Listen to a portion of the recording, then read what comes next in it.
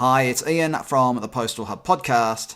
And Marek from Last Mile Experts. And we are the Last Mile Prophets. This is the last word on the last mile. Marek, we're going to talk about that sexiest of sexy topics in the last mile.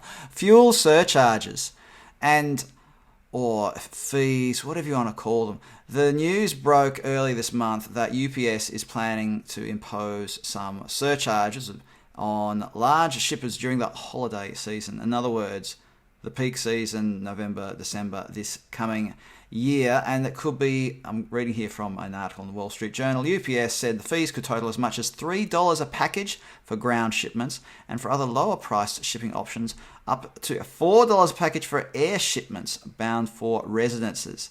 So those B2C e-commerce deliveries, and it says here this is significantly higher than last time UPS instituted additional fees during peak season, which were then about 28 cents on ground shipments and up to 99 cents for air shipments. So I said fuel surcharges earlier. Obviously, nobody's doing fuel surcharges at the moment, Mark. But what does this really mean? I mean, is this just a way of throttling demand, or is it a way to actually pay for the additional capacity? And what's it going to mean for competition? As you correctly identified, this is a surcharge issue, not necessarily fuel surcharge, which is one of the surcharges. But you're right. I think what they're trying to do is simultaneously make more money from the volume that comes, and at the same time slow down any incremental volume, particularly that volume which they might not want. What's interesting, there's a huge debate because, as you know, I had a post on LinkedIn, and I think this is a record. You tagged me in it, and my notifications lit up for a week. So it was a very popular topic. A lot of people got an interest in it. Well, most last mile topics we can expect, now that we're fairly well known, 2,000 or 3,000 views or comments. This one, within a couple of days, hit 5,000. So it's obviously a very emotive topic. And then I think my little banter with our friend Dean Machuba from over the pond helped out. So maybe this is quite interesting. So Dean's view basically is America's huge. We in Europe don't necessarily understand the issues at stake, and it's more than fair that a carrier like UPS takes money for this very difficult and onerous task. My view is actually much more Bezos-like and Amazonian. Yes. Says if you do that in the long run without actually giving extra value, people will look for alternatives. And I just mentioned one quite important alternative with an A. And surely they should be spending more time building an infrastructure that allows them to do this cost effectively, which they patently don't have yet. In other words, a very big, strong out-of-home, potentially locker and PUDO-based network. Right. I'm sure you're increasing blood pressure amongst people across the world by saying things like that. Let's just quick thing that got posted. Would I ever get people's blood pressure up? No. I don't know. Is it a day that ends with a Y? Now, Amazon posted on Twitter just recently that their dedicated last mile delivery network just delivered its 10 billionth package since launching 5 years ago. Or it says over 5 years ago.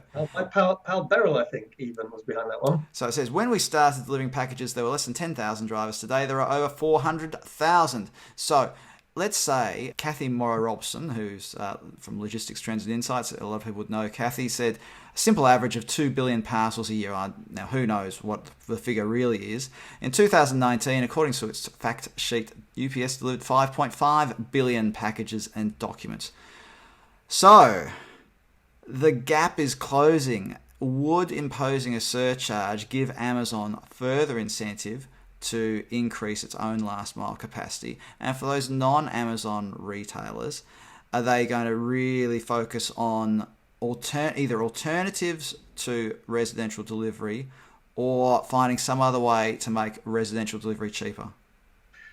I think, Ian, as with every price increase situation, if you increase price because you're adding value, then that's not so concerning.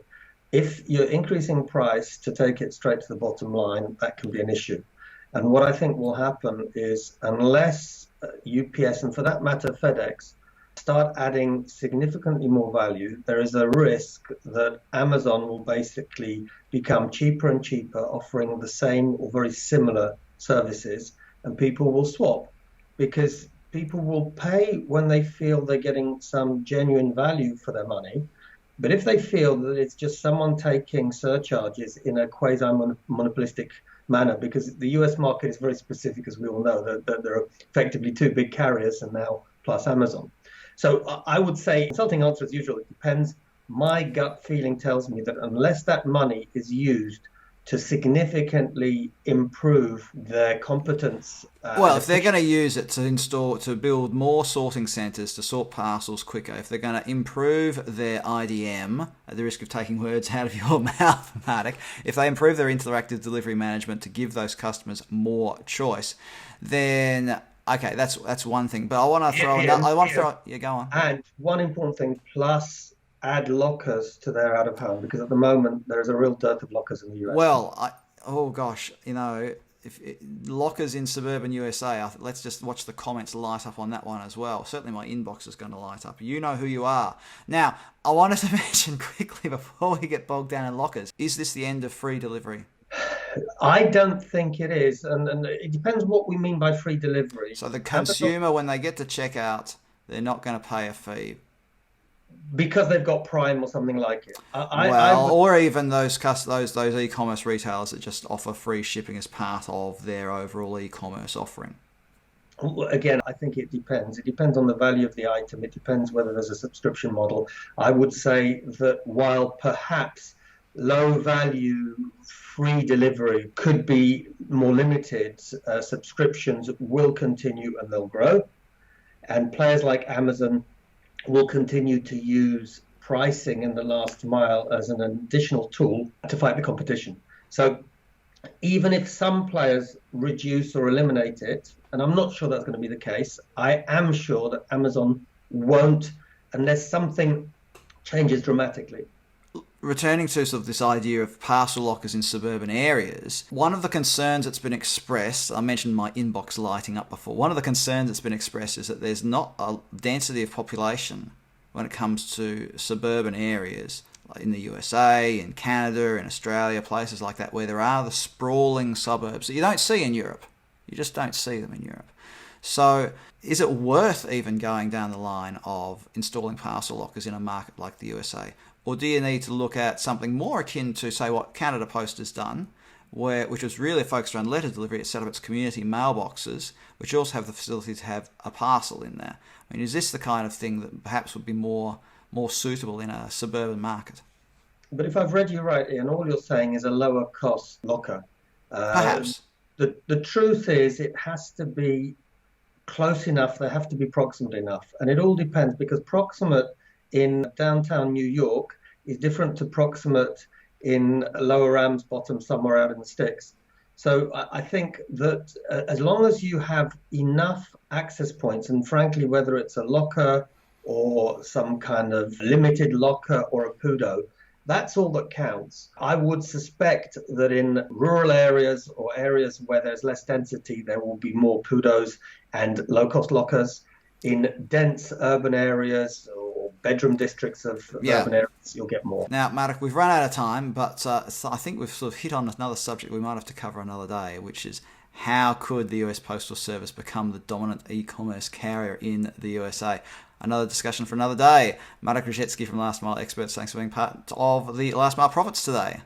Thank you, Ian. Thank you, everybody.